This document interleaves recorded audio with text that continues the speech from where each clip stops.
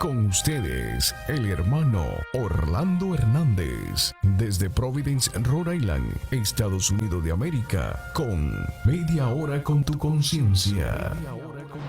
Mi nombre es Orlando Hernández y les doy la más cordial bienvenida a su programa Media Hora con tu Conciencia, que tiene como finalidad principal glorificar, bendecir, alabar a aquel que ha cambiado nuestro lamento en baile, aquel que nos ha dado el verdadero propósito de la vida y que también nos ha hecho testigo en medio de este tiempo en el cual usted y yo vivimos, aunque parezca lo contrario.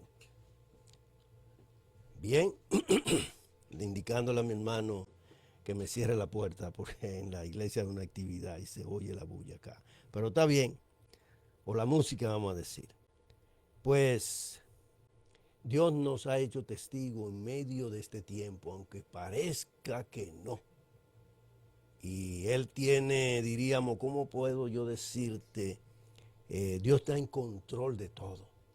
Mire lo que nos dice esta palabra aquí. Mire qué tremenda esta palabra de Dios. En Isaías 41, que para este tiempo usted y yo la necesitamos grandemente. Como le decía la semana pasada, le hablaba de que no encontré los versículos, pero eso está en Isaías 40, desde el 29. Dice que Él nos da fuerza, ¿verdad? Nosotros necesitamos la fuerza de Dios en medio de tiempo, en medio de todo esto que se está moviendo y que trae ansiedad a nuestros corazones. Pero Dios nos dice también que depositemos sobre Él toda nuestra ansiedad, como dice Primera de Pedro, capítulo 5, del 6 al 7, dice, y toda vuestra ansiedad, echarla sobre Él. Nosotros tenemos que aprender eso. Pero para nosotros poder hacer eso, nosotros tenemos primero que humillarnos ante Dios. Pero déjame leerte esto de la semana pasada y te voy a leer unos versículos del capítulo 41 de Isaías, aunque eso fue dicho para el pueblo de Israel, pero los principios son los mismos para nosotros y Dios nos lo dice igual. Aquí nos dice en Isaías 40, 29, Él da fuerza al que no tiene ninguna. Eso hace Dios en nuestras vidas. Y ahora no tenemos fuerza, mi hermano. Aunque usted crea que tiene, no tiene fuerza, no tiene capacidad de obrar en lo que está aconteciendo. Usted está fuera de control. Por ejemplo, ahora mismo, donde Rusia, China, Corea del Norte están haciendo alianza en contra de los Estados Unidos. Imagínense esa situación. Y ahí en la Biblia, en el capítulo 9 de Apocalipsis, nos habla de una guerra donde un tercio de la humanidad va a desaparecer, va a morir. Y ahora mismo el ser humano tiene la capacidad no solamente de eso, sino de explotar, yo diría que hasta la tierra completa, con ese asunto de la bomba atómica. Entonces mire lo que dice aquí, usted y yo necesitamos esto para este tiempo. Nosotros tenemos que también saber qué Dios dice. Dios establece unas leyes espirituales que están ahí, que se van a cumplir así como se cumplen las leyes físicas. La ley de gravedad, no importa las veces que usted brinque, que usted salte, la tierra lo va a alar. Puede hacerlo billones y billones de veces y la tierra lo ala, porque es una ley. Así Dios ha establecido leyes espirituales que nos dan la capacidad de transformar y cambiar las circunstancias que nosotros tenemos. Pero para que eso pueda pasar, usted y yo tenemos que poner nuestras fuerzas en Dios, la capacidad de obrar y actuar, la tenemos que poner en Dios. Y tenemos que poner en nuestros corazones los mandamientos de Jehová. Si nosotros no hacemos eso, nosotros no vamos a cambiar nada, no importa que digamos, no importa, hasta que oremos. No va a pasar nada porque estamos violando esas leyes que Dios ha establecido, esas leyes espirituales. ¿Se cumplen? Se cumplen porque se cumplen. Yo le puedo decir esto. Mi papá, él se convirtió al final de sus días. Pero mi papá hacía algo que dice la palabra, que el que le da al pobre, Dios se hace deudor de él. Y yo recuerdo que papá caía en diferentes circunstancias porque hacía negocios malos, diferentes circunstancias, y él caía en desgracia, como diríamos, caía en el fondo, pero de repente algo pasaba y volvía papá y se levantaba. Y eso yo lo pude ver en la vida de mi papá, porque él siempre le daba al pobre. Él no sabía que esa ley espiritual está ahí, que si usted le da al pobre, Dios se hace deudor de usted. Él no lo sabía, pero esa ley se cumple. Así esas leyes que Dios establece para nosotros transformar, cambiar las circunstancias que nos rodean. Podemos cambiar, como dicen muchos, la atmósfera de las circunstancias. Ya la vamos a mirar de otra manera. Ya la vamos a mirar de una manera que es una oportunidad para nosotros seguir desarrollando. Es una oportunidad para tener más conocimiento de Dios. Cambia. Cambia porque son leyes que Dios ha establecido. Dios dice que si nosotros lo honramos, Él nos va a honrar. Si nosotros obedecemos su palabra, si caminamos conforme a su palabra, mi hermano, dice que donde quiera que vayamos vamos a prosperar.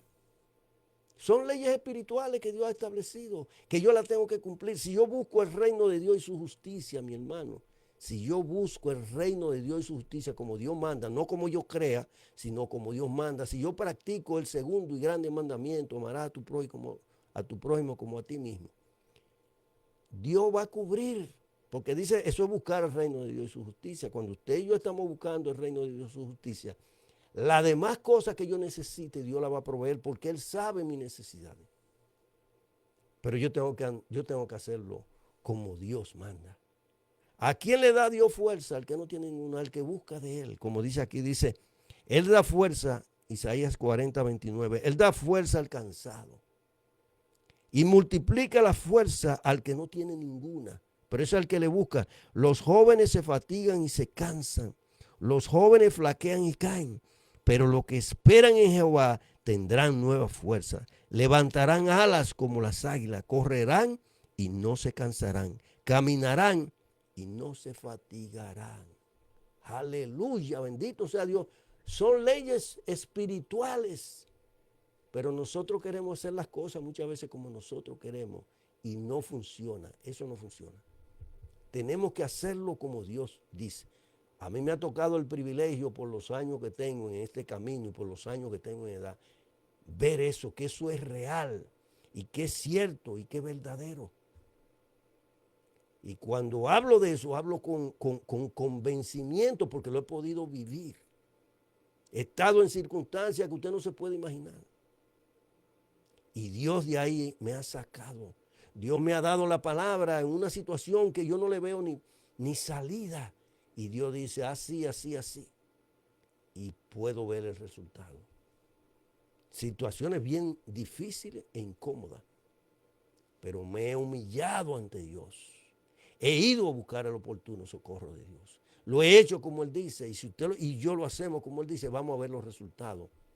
Es como he hecho cosas que las leyes espirituales de Dios no dicen que sea así. Y he visto también el resultado.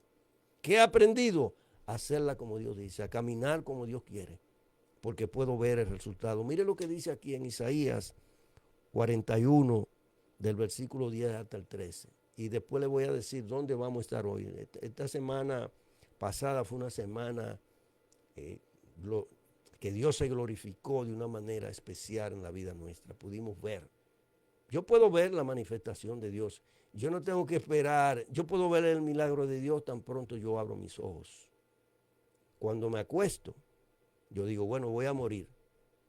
Y cuando abro los ojos, yo le doy gracias a Dios. Es un milagro de Dios. El que yo pueda caminar es un milagro de Dios. El que yo pueda comer es un milagro de Dios porque tengo los recursos, porque puedo comer, porque mi cuerpo no está enfermo. Todo eso son milagros de Dios. Yo no tengo que esperar algo extraordinario porque nosotros nos movemos, aunque usted no crea, en la dimensión de Dios porque Dios es el que nos da vida. Dios es el que nos sustenta, eso es un milagro de Dios. Todos los días yo puedo ver el milagro de Dios, yo no tengo que ver algo excepcional. El que yo pueda trabajar es un milagro de Dios. El que yo tenga mis hijos, mi esposa, que pueda abrazar mis nietos, mis hijos, es un milagro de Dios. Por cuanto obedecí la palabra y estoy caminando como dice la palabra, entonces puedo ver esos resultados. Son milagros que Dios hace. Milagro, yo no tengo que una cosa, no, pero todos los días estamos viviendo en la dimensión de Dios, lo que pasa es que la mayoría de la gente no la ve. Cuando usted abre los ojos es un milagro porque pudo haberse ido y no estar aquí. No es que deseamos estar aquí en vez de estar allá. Yo prefiero estar allá que estar aquí.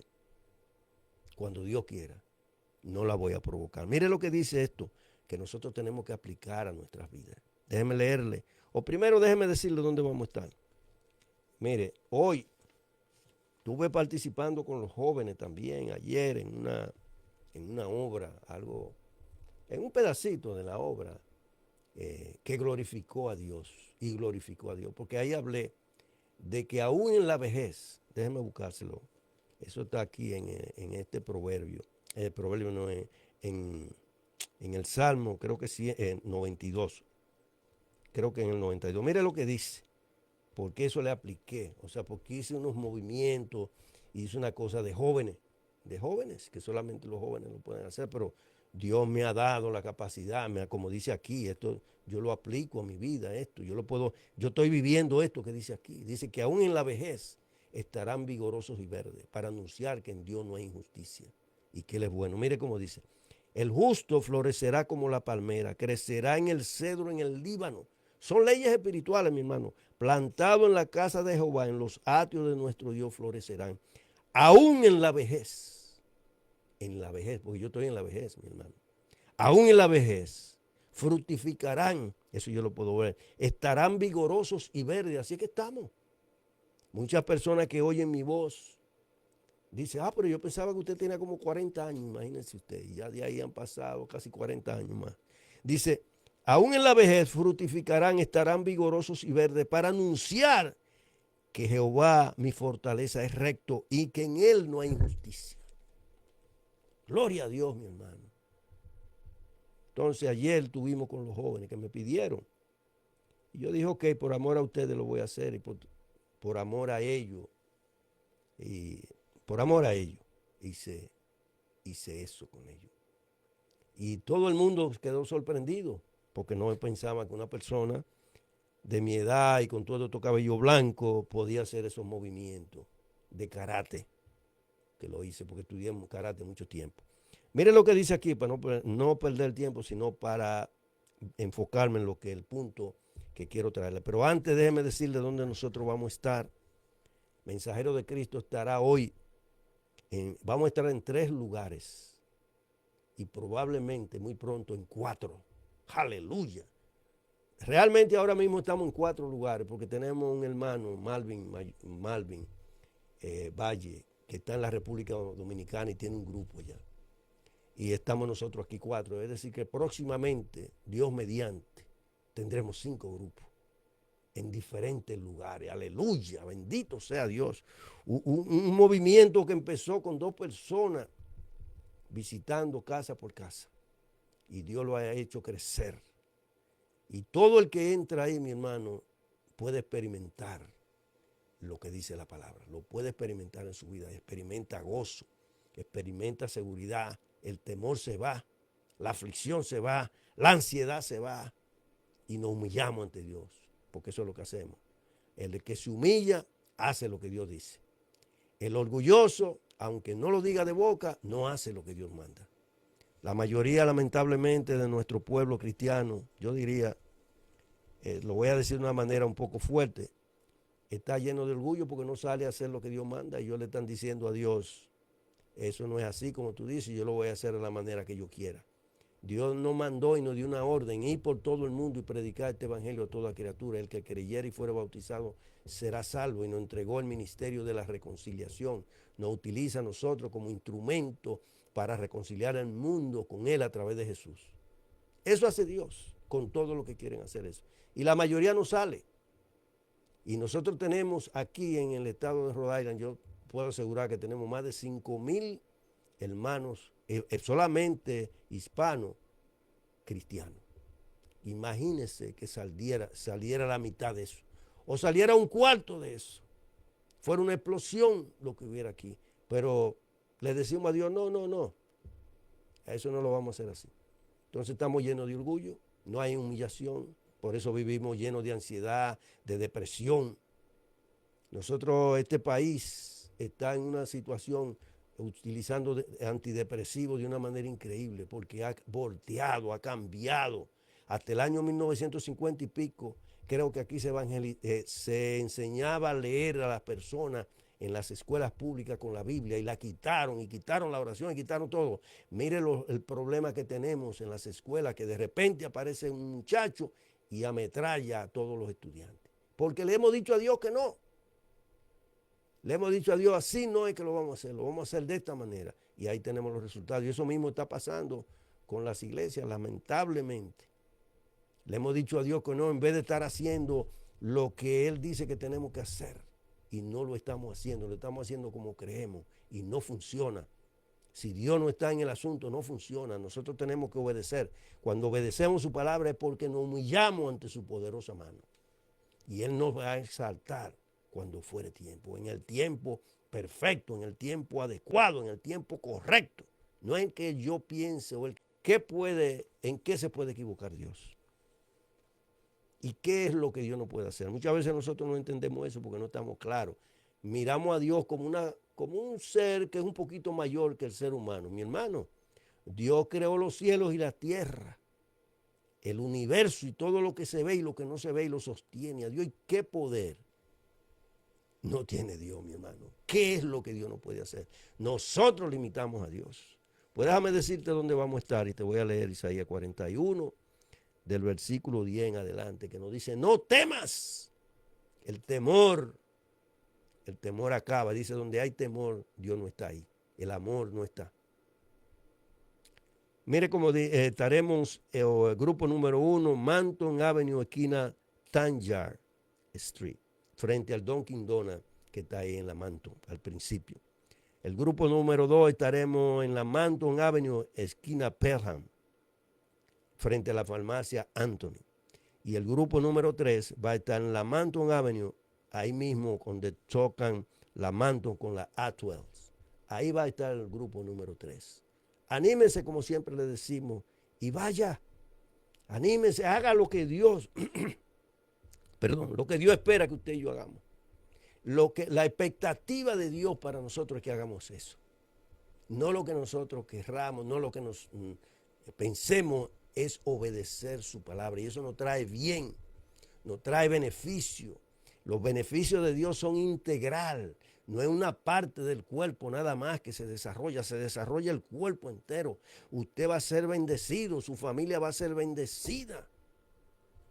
Es integral y hasta los amigos van a ser bendecidos a través de usted. Porque eso es lo que Dios hace. Nos bendice integralmente. Mire cómo dice Isaías, versículo 10. Esto fue dicho al pueblo de Israel, pero como te dije al principio, es el mismo para todo el mundo. No hay diferencia ahí. Oiga lo que dice aquí. No temas, porque yo estoy contigo. No desmaye, porque yo soy tu Dios, que te esfuerzo. Siempre te ayudaré, siempre te sustentaré con la diestra de mi justicia. Déjame leértelo otra vez, esa partecita. Dice, no temas, porque yo estoy contigo. Aleluya, Dios está con nosotros, con los que le obedecen, con los que caminan, con los que siguen a Jesús. Aleluya, los que andan en las huellas de Jesús, mi hermano. Porque si usted y yo no andamos en las huellas de Jesús, nosotros estamos caminando por otro camino. No se pierda, mi hermano. Si no andamos haciendo lo que Jesús hizo, usted y yo estamos perdidos. Dice, el que me sigue no andará en tiniebla. Y si yo no estoy siguiendo a Jesús, si yo no ando en las instrucciones de Jesús, si yo no camino en la senda que Él ha dejado, ¿en qué senda estoy caminando? El que me sigue no andará en tiniebla. Es decir, que si yo no lo sigo, yo estoy caminando en tiniebla, mi hermano. No importa cuál sea mi nombre, no importa cuál sea el nombre de la persona. No importa la fama que tiene. Si no ando siguiendo a Jesús, estoy perdido, mi hermano.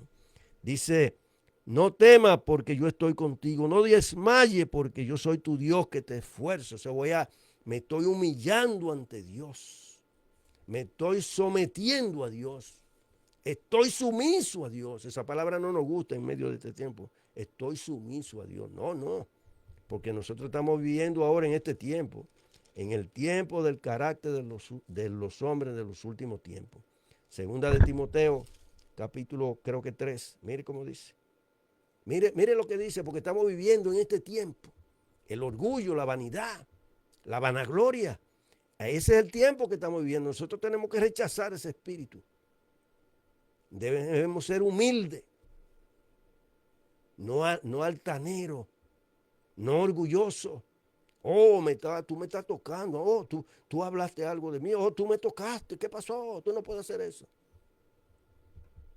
Estamos llenos de orgullo, mi hermano. Tenemos que rendirnos ante Dios. Tenemos que humillarnos ante la poderosa mano de Dios. Nosotros estamos en este tiempo, dice aquí, segunda de Timoteo capítulo 3, versículo 1 y adelante, dice, también debes saber esto, que en los postreros días vendrán tiempos peligrosos, porque habrá hombres amadores de sí mismos, avaros, vanagloriosos, soberbios, blasfemos, desobedientes a los padres, ingratos, impíos, sin afecto natural, implacables, calumniadores, intemperantes, crueles, aborrecedores de lo bueno, traidores, impetuosos, infatuados, amadores de los deleites más que de Dios, que tendrán apariencia de piedad, pero negarán la eficacia de ella. Dice, a estos evita, mi hermano. Sigue diciendo la palabra aquí, Isaías 41, leímos el 10, el 11, dice, aquí que todos los que se enojan, oiga la promesa que Dios nos hace a nosotros. Dios pelea por nosotros. Dios ejecuta la acción por nosotros. Dice aquí, he aquí todos los que se enojan contra ti serán avergonzados y confundidos, serán como nada y perecerán los que contienden contigo. Buscará a los que tienen contienda contigo y no lo hallará y serán como nada. Y sigue diciendo, como cosa que no es aquello que te hacen la guerra. Dios no, mire lo que Dios nos hace. Así tenemos usted y yo que estar humillados ante Dios, como dice Primera de Pedro capítulo 5, versículos 6 y 7. Humillados, nos humillamos, dependemos de Dios, estamos sumisos, como te decía. Esa palabra no nos gusta en este tiempo, sumiso, yo. No, eso déjaselo a los otros, pero yo no. Y así tenemos que estar. Esa es la palabra de humillado. Usted y yo vamos a estar sumisos, vamos a estar así con la cabeza baja, obedeciendo la palabra, caminando en su camino, siguiendo las huellas de Jesús.